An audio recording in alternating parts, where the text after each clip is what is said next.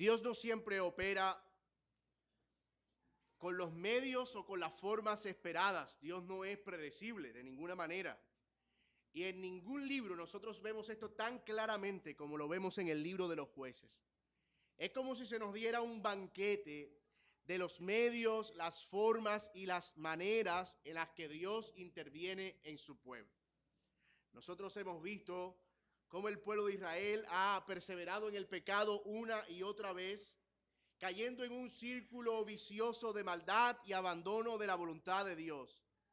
Esa es la constante que nosotros vemos en el libro de los jueces. Sin embargo, también hemos visto la manera en que Dios permanece fiel a su pacto y fiel a su promesa de hacer benditas todas las naciones de la tierra en la simiente de Abraham. Es una tensión que nosotros vemos permanentemente en el libro. El Dios fiel que quiere guardar su pacto, pero por otro lado el pueblo rebelde que abandona la voluntad de Dios. Y es el libro mostrándonos cómo Dios lidia con esa tensión. Y este es un episodio más, el que nosotros veremos hoy en el capítulo 6, de la lamentable historia, solo que con algunos matices que nos dejan ver más de la gravedad del pecado de Israel, pero sobre todo del carácter paciente y misericordioso del Señor. Y hemos titulado el sermón esta mañana, Un libertador escogido, enseñado y comisionado por Dios. Y de quien vamos a hablar es precisamente de Gedeón, uno de los jueces más conocidos de este periodo, el periodo de los jueces que Dios levantó en Israel. Veamos en el versículo 1 hasta el versículo 6 cómo se repite de nuevo el ciclo de maldad y de pecado que nosotros hemos visto en los capítulos anteriores. Y es Israel abandonando a Dios y Dios castigándolo y ellos clamando y Dios enviando a un libertador. Note lo que dice el versículo 1. Los hijos de Israel hicieron lo malo ante los ojos de Jehová y Jehová los entregó en manos de Madián por 7 años. De la mano de Madián prevaleció contra Israel y los hijos de Israel por causa de los madianitas se hicieron cuevas en los montes y cavernas y lugares fortificados. Pues sucedía que cuando Israel había sembrado, subían los madianitas y amalecitas y los hijos de Oriente contra ellos, subían y los atacaban.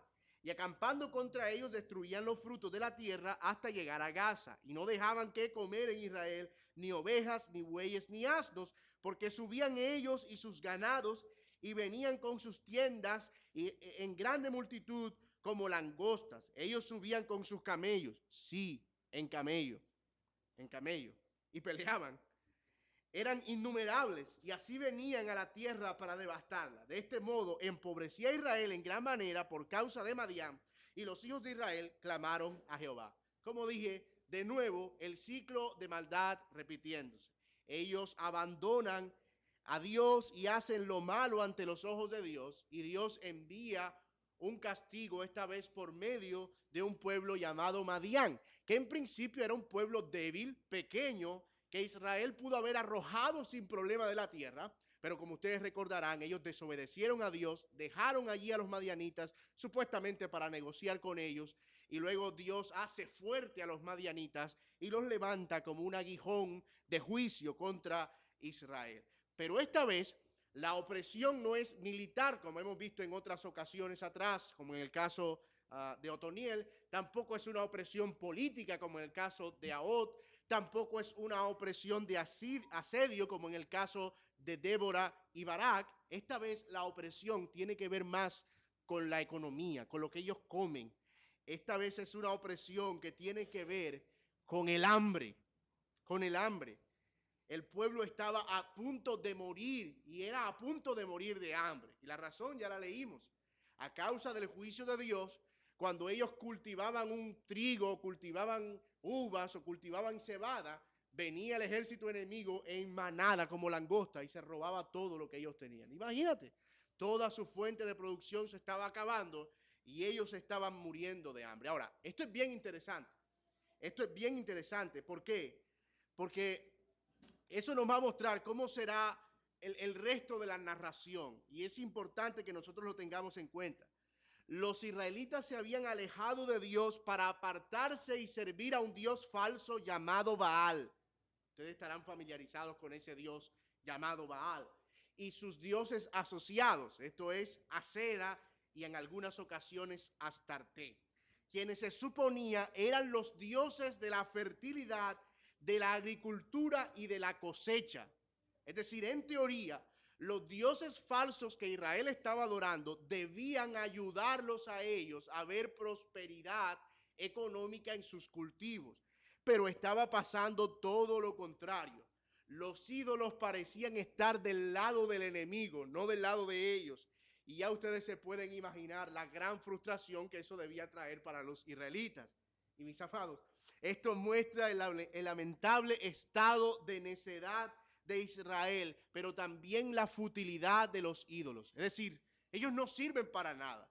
Todo ídolo que ellos fabricaban y abandonaban al Dios de Israel y al Dios que los libertó por esos ídolos, pero esos ídolos terminaban traicionándolos por la sencilla razón de que son dioses falsos, que no pueden cumplir con sus expectativas. Nunca un ídolo cumplirá lo que en teoría promete, nunca.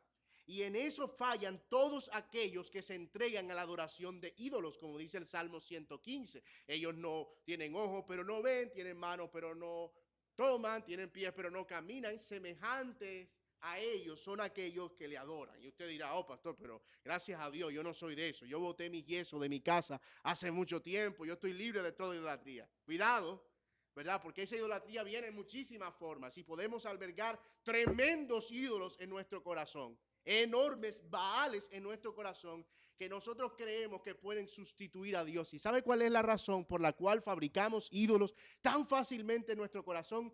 Porque el ídolo nosotros lo podemos formar a la manera de nosotros. A Dios nos toca verlo a la manera en la que Él es, y Él a veces es duro.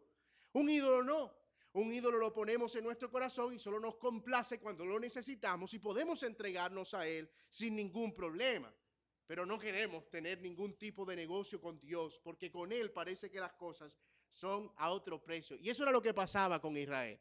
Fabricaba ídolos para no tener que lidiar con Dios, pero resultaba paradójicamente que sus ídolos terminaban siendo ídolos inservibles. Sin embargo, mis amados, los judíos clamaban a Dios y Dios los oía. Y en esta ocasión no fue la excepción. Ellos clamaron a Dios y Dios los escuchó, pero ojo, esta vez Dios no respondió como siempre responde. Si ustedes revisaran los capítulos anteriores, ustedes se darán cuenta que, como lo hemos dicho, ellos clamaban y Dios enviaba un libertador, de una. Pero esta vez Dios no envió un libertador. Esta vez Dios levantó a un profeta antes del libertador y llama al pueblo al arrepentimiento. Esta vez Dios tiene un proceder ligeramente distinto, pero significativo para nosotros.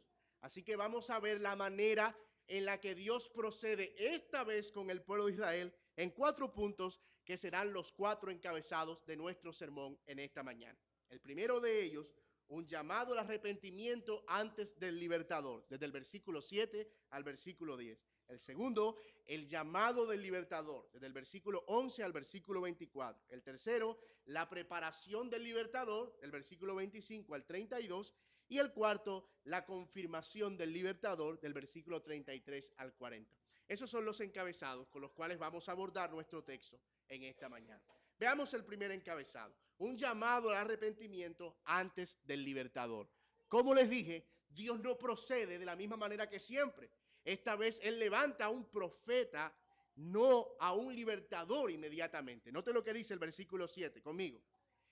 Y cuando los hijos de Israel clamaron a Jehová a causa de los madianitas, Jehová envió a los hijos de Israel un varón profeta, el cual les dijo, así ha dicho Jehová, Dios de Israel, yo os hice salir de Egipto y os saqué de la tierra y casa de servidumbre. Os libré de mano de los egipcios y de mano de todos los que os afligieron, a los cuales eché delante de vosotros y os di su tierra. Y os dije, yo soy Jehová vuestro Dios. No temáis a los dioses de los amorreos en cuya tierra habitáis, pero no habéis obedecido a mi voz. En esta ocasión Dios se toma la pequeña molestia de decirle al pueblo de Israel, ustedes han desobedecido y es por eso que ha sobrevenido toda esta maldad. Contrario a lo que pudiéramos esperar, esta vez Dios sí quiere confrontar, y no es que otras veces no lo quisiera, pero esta vez quiere hacerlo abiertamente, el pecado de Israel. Dios le recuerda que Él ha sido fiel a su pacto y que todo lo que ellos experimentan en realidad en la aflicción es el resultado de su desobediencia, no que Dios haya fallado. Eso es muy importante. El Señor está señalando su pecado con un propósito. ¿Cuál? Él quiere que ellos vean la maldad de su corazón y su proceder y cómo eso es lo que ha ocasionado todo. Pero Dios también quiere que quede claro y en evidencia que el arrepentimiento de Israel nunca ha sido un arrepentimiento genuino. Y eso es lo que nosotros nos preguntamos a estas alturas. Si Israel en otras ocasiones clamaba, sufría y Dios le enviaba a un libertador, ¿por qué Israel volvía a caer en el mismo pecado? De hecho, es una de las sensaciones que uno tiene cuando uno lee el libro de los jueces. Uno lo lee y dice, oye, pero ¿qué le pasa a ese pueblo? O sea, de repente están afligidos, claman, Dios los liberta y vuelven otra vez y abandonan a Dios y Dios los aflige y no una, ni dos, ni tres, ni cuatro, ni cinco. En muchas ocasiones eso pasa. Y uno, la reacción de uno leyendo jueces, oye, qué pueblo tan endurecido es, tan hipócrita uno, ¿no? Oye, esos jueces sí eran malos, perversos. ¿Cómo iban a abandonar a Dios de esa manera? ¿Por qué Israel volvía a caer en el mismo pecado? Yo les propongo una teoría. La teoría es, yo sospecho que Israel en realidad no se había arrepentido genuinamente de su pecado. Israel no se había arrepentido genuinamente. Y usted dirá, pastor, pero mira, ahí dice que ellos clamaban y lloraban y gemían y Dios les enviaba un libertador. Ah, pero es que hay algo que se parece al arrepentimiento. De hecho, es muy difícil distinguirlo del arrepentimiento. Nosotros lo conocemos como remordimiento de conciencia. El remordimiento de conciencia se parece al arrepentimiento. Yo diría que es casi exacto. Solo hay una cosa que lo delata. Que el remordimiento de conciencia vuelve otra vez a caer en los mismos ciclos de pecado y cada vez peores y con el mismo gozo. El arrepentimiento, por el contrario, además del dolor en el corazón, involucra un cambio de dirección. Y no es que no se vuelva a caer más en el pecado, es que ahora hay una lucha frontal contra aquello que yo considero un pecado. Pero eso no lo veíamos en Israel. Mi hermano, yo creo que Israel ya no caía en desobediencia. Israel se tiraba en la desobediencia. O sea, ellos veían el charco de la desobediencia y decían, ¡ay, qué lindo! Y ¡chum! Al charco de la desobediencia. Ellos no estaban resistiendo a esos dioses, tú nunca lo ves. Ah, Israel se resistía a adorar a Baal, jamás. Pero Israel hizo todo para no dejar que se levantara un altar, pero de todas maneras, bueno, si eso hubiera pasado así, uno diría, bueno, se acepta. Por lo menos lucharon y resistieron, pero no. Ellos mismos procuraban adorar a otros dioses por su propia voluntad. Y eso implica, mis amados, que ellos no estaban verdaderamente arrepentidos. La reincidencia en el pecado es lo que delata al remordimiento de conciencia. Y yo quiero detenerme aquí un poquitico nada más. Hay pecados con los que nosotros luchamos que no son más que el resultado de nuestra propia falta de arrepentimiento genuino. A veces creemos que unas cuantas lágrimas han resuelto el problema y nos encontramos que no, que seguimos cayendo en lo mismo una y otra vez. El arrepentimiento viene acompañado de un cambio de dirección, como lo mencioné, o al menos de una disposición permanente de enfrentar y luchar contra el pecado con todas nuestras fuerzas. Y Pablo habla de eso en 2 Corintios 7:10 cuando dice que hay una tristeza que es según el mundo y que hay una tristeza que es según Dios. Es decir, que hay una tristeza que se parece a la tristeza que es según Dios, pero no es. Y esa tristeza según el mundo tiene una característica, no produce arrepentimiento. Pero la tristeza que es según Dios produce arrepentimiento. Alguien puede sentir mucho pesar por su pecado y aún así seguir amándolo y tenerlo como parte de su vida. Pero mis amados, no es hasta que el pecado es puesto a la luz de lo que Dios ha hecho que nosotros empezamos a luchar con él con todas nuestras fuerzas. Y eso es lo que Dios está haciendo aquí. Dios le está diciendo a Israel a través de ese profeta, yo los libré. Y los libré de dioses y de pueblos más grandes que estos. Y lo hice con mano poderosa. Yo les he mostrado mi poder. Dios quiere poner el pecado de Israel a la luz de lo que Él ha hecho para que Israel diga, wow, qué malo hemos sido. Porque eso es exactamente lo que nosotros necesitamos hacer, hermano. Poner el pecado a la luz de lo que Dios ha hecho en nosotros. Y déjenme decirles, mis amados, que no es sino hasta que nosotros vemos la gloriosa cruz y lo que Cristo hizo allí colgado, que nosotros entendemos la gravedad del pecado y empezamos a luchar contra él con todas nuestras fuerzas.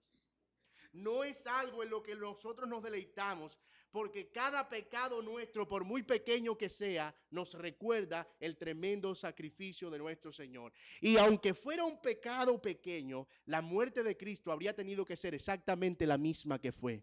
Entonces, cuando yo veo mi pecado a través de eso que Cristo hizo, entonces yo ahora tengo una nueva disposición para luchar contra él. No porque me afecta, no porque no porque me quita privilegios, no porque me hace ver mal delante de mi esposa o mi familia, no porque el pecado me compromete con las personas de afuera, no. La razón por la que lucho contra el pecado es porque Él ocasionó la muerte de mi Salvador. Entonces yo debo ponerlo a la luz de Cristo, debo ponerlo a la luz de lo que Dios ha hecho. Pero pasa algo inusual, más aún. Y es esto, hermano, que uno esperaría que después de ese profeta, el pueblo con hambre dijera, sí, Señor, nosotros hemos pecado. Tú has hecho obras tan maravillosas entre nosotros y hemos sido tan desobedientes. Señor, queremos arrepentirnos de todo corazón. Y después que se arrepienten, entonces Dios envía el libertador. Pero, oh, hermano, no es eso lo que pasa. No es eso lo que pasa. Dios llama al pueblo al arrepentimiento, pero inmediatamente le envía un libertador, aun cuando el pueblo no se ha arrepentido. Y usted dirá, ¿qué es eso? ¿Cómo así que Dios envía un libertador, aun cuando el pueblo no se había arrepentido? Pues mis hermanos, porque el acto de enviar a un libertador no dependía del arrepentimiento del pueblo, sino de la gracia de Dios. La gracia no está condicionada por el arrepentimiento. ¿Escuchó eso? Es decir, yo no tengo que arrepentirme para después tener gracia. Es al revés. Por la gracia de Dios yo puedo arrepentirme y entonces disfrutar del favor de Dios. Eso es lo que hace la diferencia entre un legalista y alguien que está centrado en el evangelio. Que el legalista cree que tiene que hacer algunas cosas, flagelar y latigar su cuerpo para luego encontrarse con la gracia. Pero es que es por eso que la gracia es gracia, sino ¿cuál es la gracia? La gracia es gracia porque es gracia, porque es inherente a nosotros, porque no depende de nosotros. Y pasa igual, hermanos, con nuestra salvación. Si usted lo piensa bien, Dios no nos salvó a nosotros, ni pagó el precio por nosotros cuando nosotros nos arrepentimos. La Biblia dice que Él nos amó y nos libertó cuando nosotros aún éramos pecadores. El arrepentimiento solo fue la confirmación evidente de que Él había pagado el precio por nosotros. De modo que aquellos por los cuales Cristo murió, esos son los mismos que se arrepienten. Él pagó el precio, Él murió por nosotros cuando éramos pecadores. La gracia de Dios, de nuevo, no está condicionada por el arrepentimiento. Él nos envía su gracia y luego esa gracia produce nuestro arrepentimiento. Cuando vemos su gracia en nosotros es que decimos, yo no puedo seguir viviendo así. Y eso, hermanos, nos muestra a nosotros que Dios, sin duda, es un Dios que obra en nosotros, así como obró con Israel, por pura misericordia y por pura gracia. Muy bien. Habiendo visto entonces este pequeño llamado al arrepentimiento antes de enviar al libertador, veamos ahora sí cómo llega ese libertador.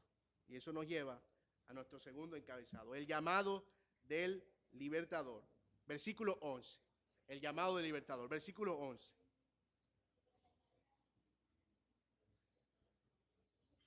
Vino el ángel de Jehová y se sentó debajo de la encina que está en Ofra, la cual era de Joás Ebieserita, y su hijo Gedeón estaba sacudiendo el trigo en el lagar para esconderlo de los madianitas.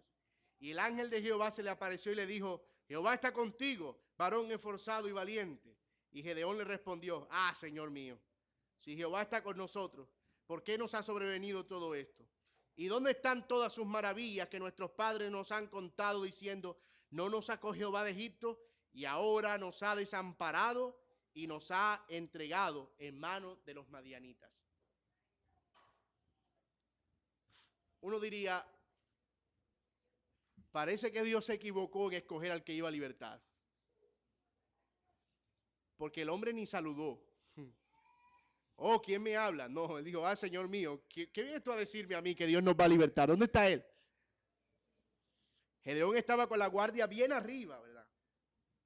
El ángel de Jehová aparece a Gedeón y la escena nos da algunos detalles relevantes y necesitamos detenernos en ello.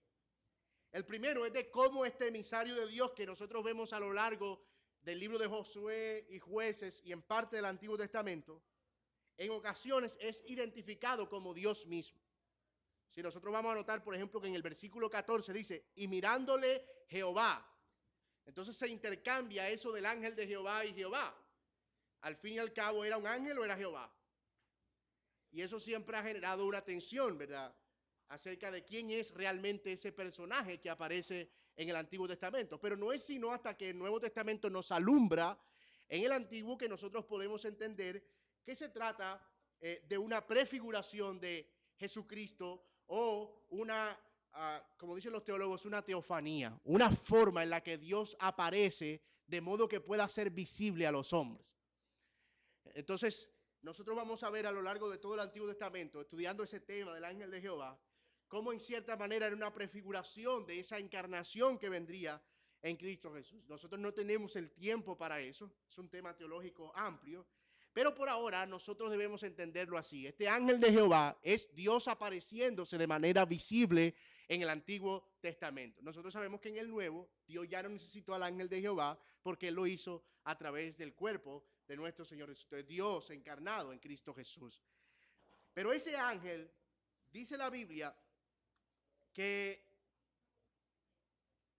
y ese es otro detalle de gran valor, que habla a Gedeón y le dice a Gedeón que estaba trillando el trigo en la montaña en un lagar donde usualmente se extraía el jugo de las uvas. Eso no era un lugar para el trigo, el lugar para el trigo era abajo, generalmente en tablas que hacían mucho ruido y usualmente por bueyes o por asnos que con una gran piedra trillaban el molino. Pero acá vemos a Gedeón subido arriba en una cueva, en una piedra, sin hacer ruido, escondido, y no precisamente con un animal, probablemente era un manojito de trigo lo que tenía en la mano. Y el ángel le aparece ahí y le dice: Jehová está contigo, varón esforzado y valiente. He aquí un verdadero ejemplo de lo que es llamar las cosas que no son como si fueran. Usted y yo, hermano, jamás le hubiésemos dicho a Gedeón varón esforzado y valiente, porque nos daba la idea de que era cualquier cosa menos un varón esforzado y valiente. Y de hecho nosotros vamos a descubrirlo a lo largo del texto, que inicialmente Gedeón no tenía el prospecto de ser alguien que iba a libertar a Israel. Todo lo contrario, todo lo contrario. Dios está hablando en el entendimiento de lo que Él iba a hacer por medio de Gedeón. A nosotros eso nos suena como un chiste, pero para Dios no lo es. Dios no está jugando a la suerte aquí. Voy a ver qué me resulta con este hombre.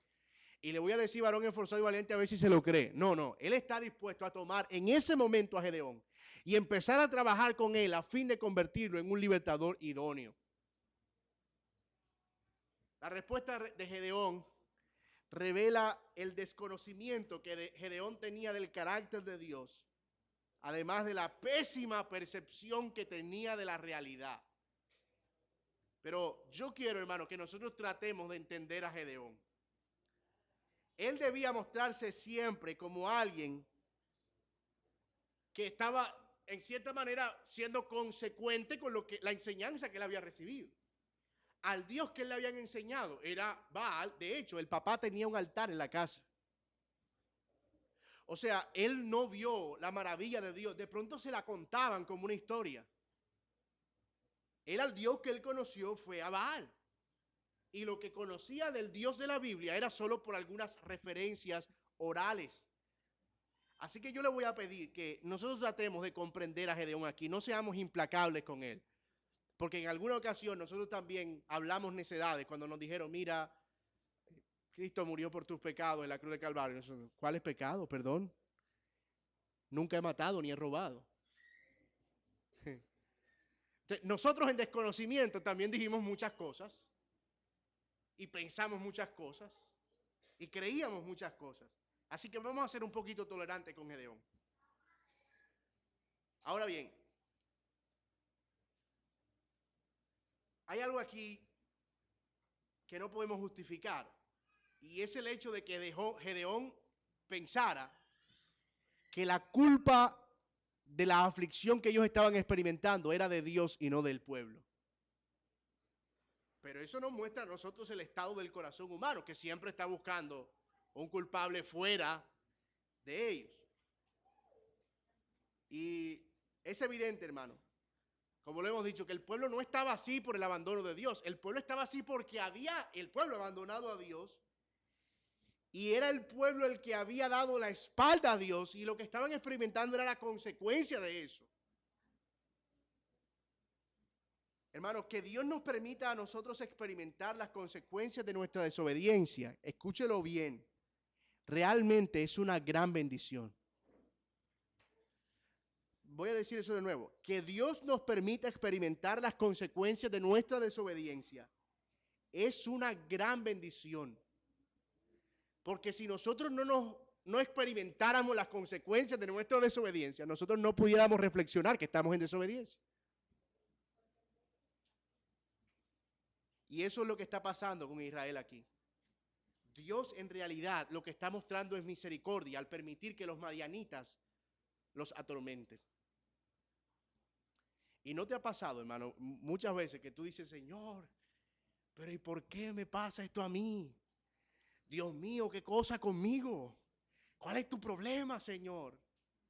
Yo sé que usted no ora así aquí en la iglesia. Usted aquí ora, oh Padre Celestial, tú eres hermoso y precioso. Pero allá encerrado, en medio del dolor, con la mano en la cabeza, lo primero que se nos viene a la mente es, Dios, ¿cuál es tu problema conmigo, Señor? Suéltame, déjame tranquilo. Pero hermano, todo eso hace parte precisamente de la misericordia de Dios, tratando de mostrarnos a nosotros que nuestras decisiones, que nuestros malos caminos, que nuestras desobediencias traen consecuencias. Así que lo siguiente que Dios hace es hablar a Gedeón y enviarlo a liberar al pueblo de los madianitas. Note lo que dice el versículo 14. Después que Gedeón le reprocha al ángel de Jehová porque supuestamente Dios lo había abandonado, lo que no era así.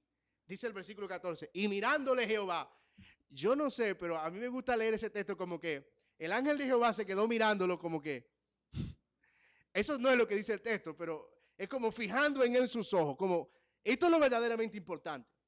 Esto es lo que tú necesitas saber. Le dijo, ve con esta tu fuerza y salvarás a Israel de la mano de los madianitas. ¿No te envío yo? Entonces respondió, Señor mío, ¿con qué salvaré yo a Israel? He aquí que mi familia es pobre en Manasés y yo el menor en la casa de mi padre. Y Jehová le dijo, yo ciertamente estaré contigo y derrotarás a los madianitas como a un solo hombre.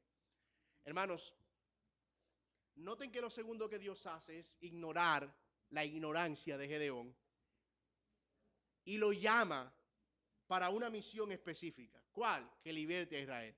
Y él tiene una excusa. Esa excusa se parece a la de Moisés. Señor, yo soy malo para hablar. La de él es, Señor, yo soy de la familia más pobre y además soy el menor de mis hermanos. Así que si tú estás buscando a alguien con quien libertar, ve a la tribu de Judá, busca al mayor de la tribu y busca al hijo del mayor de la tribu, o a Benjamín, que son expertos en guerra. Pero aquí, Señor, tú no vas a encontrar nada. Y eso nos muestra una vez más al Dios soberano escogiendo de lo vil y menospreciado para avergonzar a los sabios. Para avergonzar a los sabios. Hay algo aquí que es vital en el relato. Y es la garantía que Dios le da a Gedeón de que él iba a estar con él. Y por eso dice, ve con esta tu fuerza porque yo voy a estar contigo. En otras palabras, pon a tu disposición lo que tengas, porque yo voy a encargarme del resto. Era evidente que Gedeón no podía derrotar a los madianitas con su propia fuerza. Él necesitaba la fuerza de Dios. Así que Dios le da la garantía a Gedeón de que él va a ir con él, de que él va a estar con él. Pero entonces él quiere una seguridad. Él dice, Señor, pruébame que realmente quien me está hablando en este momento no es una visión, no es un fantasma. Pruébame que quien me está hablando en este momento es Dios. Y entonces Gedeón le dice, espérame aquí, yo te voy a traer una comida. Porque obviamente Gedeón dijo, si se la come es un hombre. Así que va, prepara la comida, la trae. Y en lugar de comérsela, el ángel toca la comida y sale un fuego que consume esa comida como una ofrenda del todo quemada, como una señal de que no solo era Dios, sino que era el Dios de la Biblia, que en ese momento estaba aceptando su sacrificio. Allí cae postrado Gedeón al entender eso. Él no conocía a Dios, pero ahora está conociendo a Dios. Ahora está entendiendo a Dios, viendo algo de Dios que él no veía. Y cae postrado y dice, Señor mío, yo merezco morir porque mis ojos han visto al ángel del Señor. Y el ángel le dijo, no morirás, ten paz. Y él edifica allí un altar. Y es el primer altar que nosotros vemos edificado en medio de toda esta crisis espiritual de los jueces. Un altar a Jehová, y lo invocó como el Dios que es paz. Jehová es paz. Muy bien. Aquí comienza el periodo de preparación de Gedeón y eso nos lleva a nuestro tercer encabezado, la preparación del libertador. Y vaya conmigo al versículo 22. Ya vimos el llamado del libertador, bastante inusual, por cierto. Gedeón no conocía a Dios, Dios se le manifiesta, le encarga una misión. Pero ahora veamos cómo Dios empieza a capacitar a Gedeón. Versículo 22. Viendo entonces Gedeón, que era el ángel de Jehová, que dijo, versículo 25. Aconteció la misma noche, que la misma noche le dijo Jehová, toma un toro del hato de tu padre, el segundo toro de 7 años, y derriba el altar de Baal que tu padre tiene, y corta también la imagen de acera que está junto a él, y edifica altar a Jehová tu Dios en la cumbre de ese peñasco, en lugar conveniente, y tomando el segundo toro, sacrifícalo en holocausto con la madera de la imagen de acera que habrás cortado. Entonces Gedeón tomó 10 hombres de sus siervos e hizo como Jehová le dijo, mas temiendo hacerlo de día por la familia de su padre y por los hombres de la ciudad, lo hizo de noche. Y por la mañana, cuando los de la ciudad se levantaron, he aquí que el altar a Baal estaba derribado y cortada la imagen de acera que estaba junto a él. Y el segundo toro había sido ofrecido en holocausto sobre el altar del edificado. Y se dijeron unos a otros, ¿quién ha hecho esto? Y buscando e inquiriendo le dijeron, Gedeón, hijo de Joás, lo ha hecho. Entonces los hombres de la ciudad le dijeron a Joás, saca a tu hijo para que muera, porque ha derribado el altar de Baal y ha cortado la imagen de acera que estaba junto a él. Y Jehová respondió con todos los que estaban junto a él, ¿contendéis vosotros por Baal? ¿Defenderéis su causa? Cualquiera que contienda por él, que muera esta mañana. Si es un Dios, contienda por sí mismo con el que derribó su altar. Aquel día Gedeón fue llamado Jerobaal, esto es, contienda Baal contra él, por cuanto derribó su altar. Pero los madianitas y amalecitas y los de oriente se juntaron a una y pasando acamparon en el valle de Jezreel. Entonces el espíritu de Jehová vino sobre Gedeón y cuando éste tocó el cuerno, los abieseritas, se reunieron en él y envió mensajeros por todo Manasés y ellos también se juntaron con él. Asimismo envió mensajeros a Aser, a Zabulón, a Neftalí, los cuales salieron a encontrarlo. Aquí hay un relato más o menos rápido, ¿verdad? De qué es lo que pasa después que Gedeón por fin confirma que Dios es quien lo está encomendando. Y es que Dios le da una misión. Esa misión es un poco extraña para nosotros. Mata a un toro y coge al otro y ofrécelo en un altar en una madera que vas a cortar del dios de acera. Eso se ve extraño, pero en realidad lo que Dios está haciendo aquí, hermanos, es mostrar que Él es Dios por encima de Baal y que Él es Dios por encima de acera y que no hay un Dios como Él sobre la tierra. Él quiere enseñarle a Gedeón que en realidad el Dios que él conoció, Baal, es un Dios que ni siquiera puede defenderse por sí mismo. Ustedes se acuerdan que Elías, planteó un desafío más o menos así en aquel monte donde él desafió a los profetas de Baal y les dijo, bueno, si Baal está con ustedes, que Baal haga descender fuego del cielo. ¿Sí se acuerdan? Bueno, algo así está haciendo Gedeón aquí. Él está planteando un desafío. Él está planteándole un reto, mostrando que realmente Dios es el Dios verdadero y que Baal es un Dios falso. De hecho, Baal estaba representado por un toro, la imagen de un toro, y Acera eran unas estacas de madera, generalmente un bosque dedicado a la adoración a esa diosa. Así que lo que hizo Gedeón fue cortar todo el bosque y matar los dos toros. En una época de crisis, hermano, que Israel prefiriera aguantar hambre que matar los dos toros con los que ofrecían culto a Baal, muestra el grado de idolatría que había en su corazón. O sea, tanta era la idolatría que ellos preferían aguantar hambre con el toro ahí. Y no uno, dos toros. Definitivamente la idolatría ciega, hermano. Y es insensatez en el corazón. Nos puede cegar tanto, hermano, que puede hacernos distorsionar nuestra realidad. Alguien que idolatra el dinero, por ejemplo, no ve más allá de lo material. Alguien que es lujurioso, que idolatra el placer, no ve más allá de la lascivia. Alguien que idolatra su trabajo, no ve más allá que compromisos. No es sino hasta que los ídolos de nuestro corazón son derribados que podemos avanzar hacia la verdadera libertad en Cristo Jesús. Y me interesa mucho que ustedes entiendan lo que Dios está haciendo aquí. Dios no envió a Gedeón a pelear con los madianitas enseguida. Él envió a derribar los ídolos de Israel, porque de qué le servía a Israel ganar contra los madianitas y seguir adorando a un Dios falso. Así que lo que primero había que hacer era derribar los ídolos de la ciudad, derribar los ídolos que ellos habían erigido, que eran falsos y que desviaban la adoración a Dios. Y yo quiero, hermanos, aplicar mucho esta palabra en nuestros corazones hoy, hermano, y es: nosotros necesitamos tratar primero con nuestro corazón y con los ídolos de nuestro corazón y con todo lo que carga nuestro corazón, antes que nosotros pensemos en cómo servimos, en cómo hacemos cosas para el Señor, en cómo nosotros vemos la bendición de Dios, en cómo servimos a nuestra familia, incluso como iglesia, en cómo servimos a nuestra ciudad. Porque la idolatría puede mantenernos esclavizados continuamente a dioses que no son el Dios verdadero.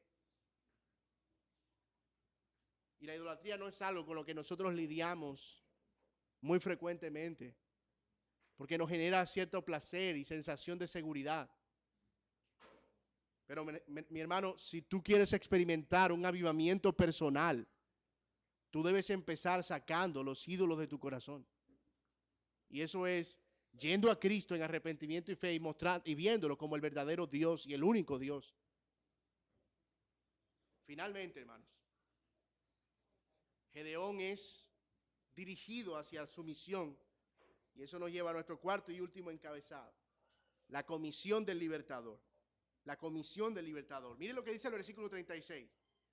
Y Gedeón dijo a Dios: si has de salvar a Israel por mi mano, como has dicho, he aquí que yo pondré un vellón de lana en la era, y si el rocío estuviera en el vellón solamente, quedando seca toda la tierra, entonces entenderé que salvarás a Israel por mi mano, como lo has dicho. Y entonces aconteció así, pues cuando se levantó de mañana, exprimió el vellón y sacó del rocío un tazón lleno de agua. Mas Gedeón dijo a Dios, no se encienda tu ira contra mí si aún hablar esta vez solamente. Probaré ahora otra vez con el vellón. Te ruego que solamente el vellón quede seco y el rocío sobre la tierra. Y aquella noche lo hizo Dios así.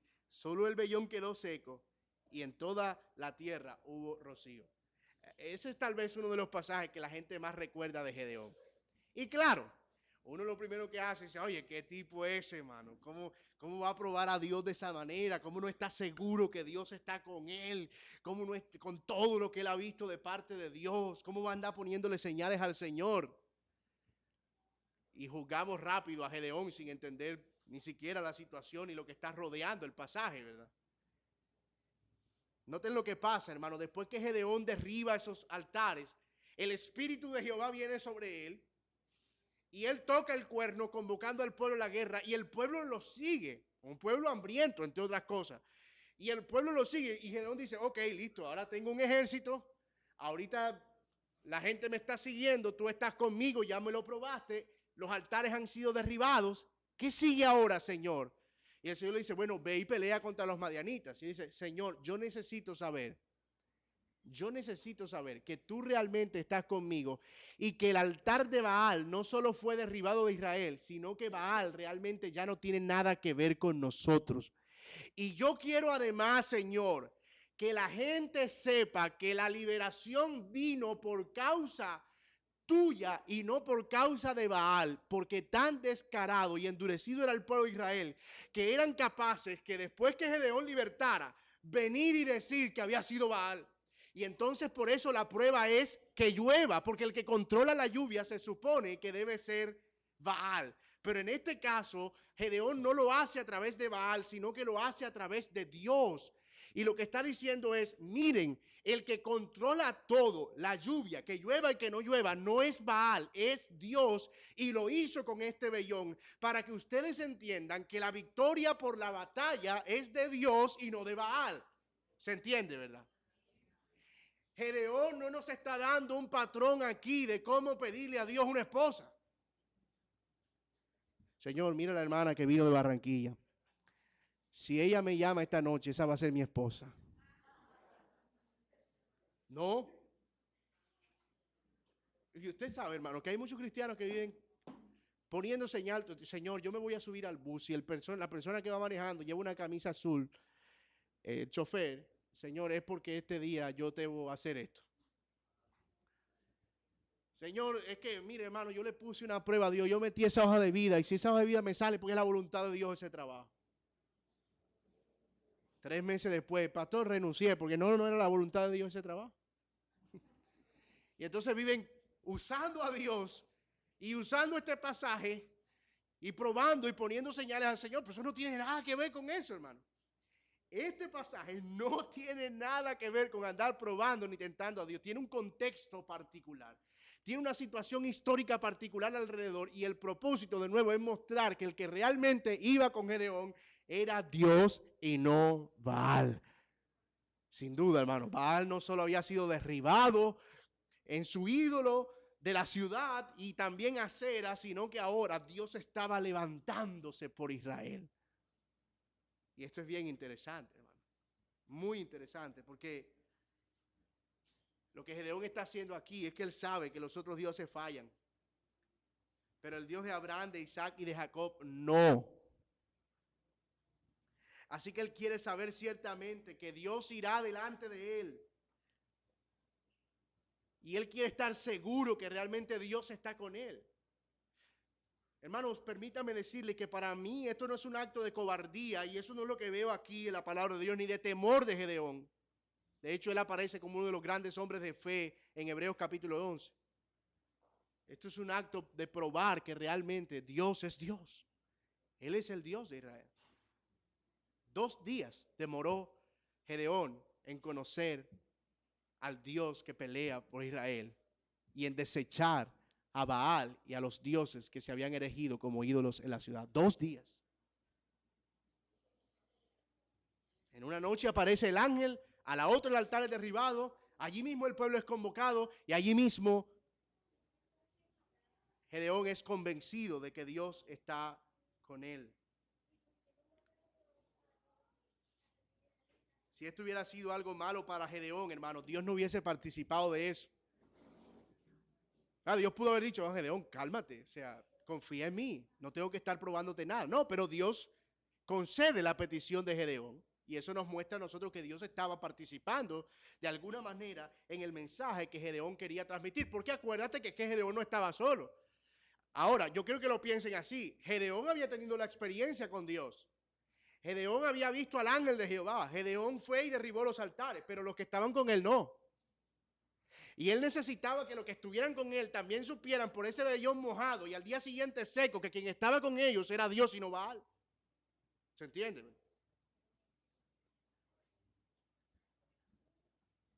Hermano, Gedeón es escogido en la debilidad, enseñado en la aflicción. Él quitó los ídolos de Israel, es el ungido de Dios. Está Dios con él para salvar al pueblo. Su nombre es contado como uno de los grandes héroes de la fe.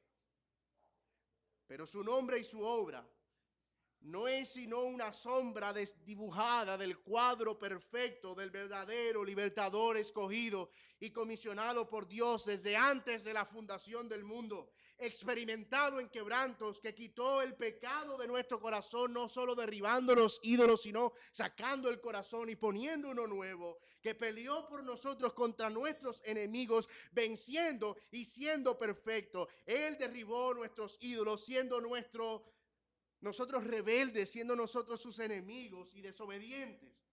Ese es nuestro Salvador glorioso. Él es nuestro Salvador y libertador. Hermanos, Él es Jesús realmente. Y es allá hacia donde Gedeón quiere que nosotros veamos. Él es solo como dije, una sombra desdibujada de lo que sería el Salvador verdadero. Nacido en indignidad, pero llevado, hermanos, a cumplir una misión de salvación. Y hemos sido muy enfáticos en mostrar cómo Jueces una y otra vez, continuamente, nos está apuntando a nosotros, al Señor Jesucristo, mostrando que no estamos hablando de historias desconectadas, sino que estamos hablando de la toda suficiente palabra de Dios que cuenta una sola historia. ¿Cuál? Cómo Dios redime a su pueblo para sí en la cruz en Cristo Jesús. Esa es la maravilla, hermanos, de Jueces. Y la maravilla de esta historia que nosotros hemos leído aquí. Algunas aplicaciones prácticas y con esto cierro.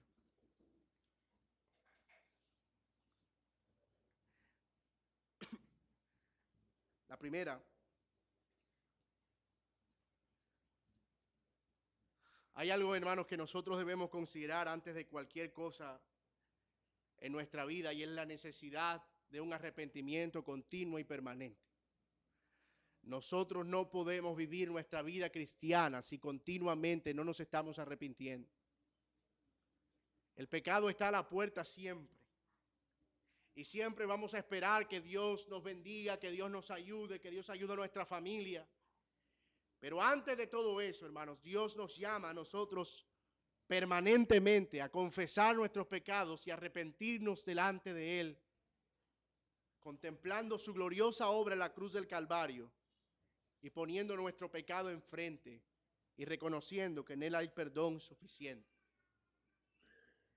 La segunda aplicación práctica aquí que nosotros vemos, hermanos, es que Dios no se vale ni de fuertes ni de poderosos para llevar a cabo sus planes.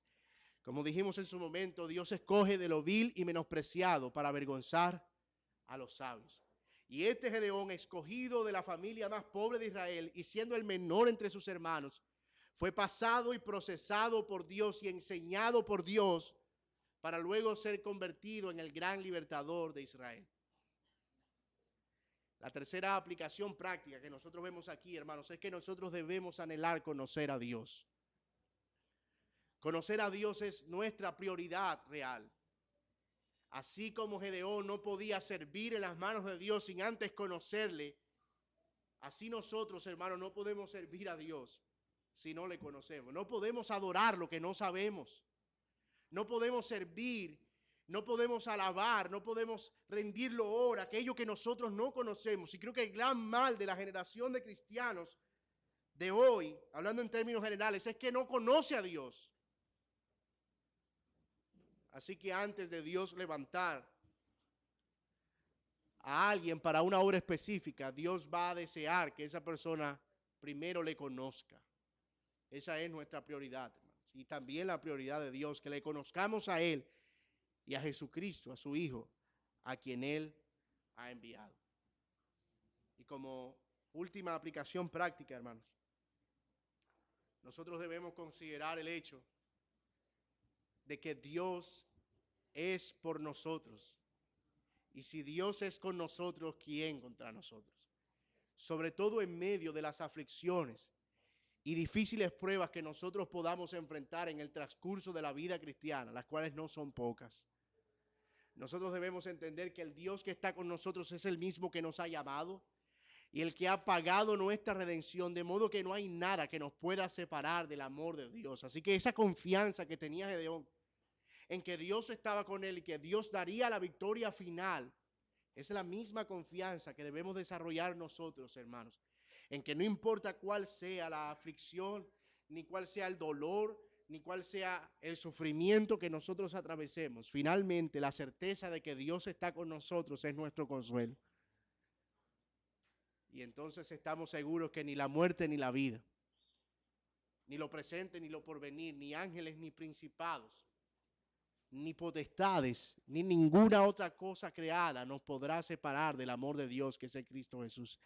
Antes, hermanos, en todas estas cosas somos más que vencedores por medio de aquel que nos amó. Que el Señor sea glorificado. Oremos, hermanos.